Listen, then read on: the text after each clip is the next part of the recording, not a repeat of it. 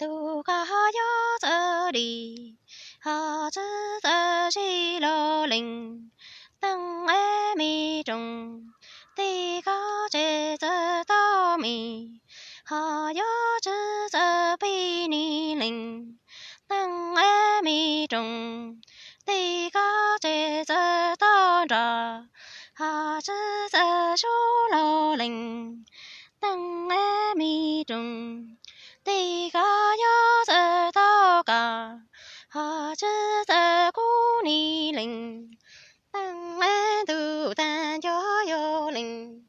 dang e gao zhao zhang lo, no de gu zhi do, la zhe yo zhang, ha o zhan yu ga lo ling, dang e gu do, la gi li gi li zhi go li, la go ge zhi na, nie la yon din zhe lao ling, dang e dang gao zhao zhang lo, no de gu zhi do, la zhe yo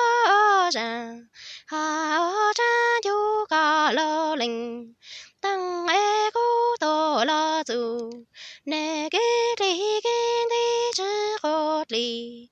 la gon du e zhi na, nie la yon di shu lo ling, dang du dan yo yo ling, dang e gu zha gang ga zha, lu e bi bling ga, zhou e zhe zhi a gu di,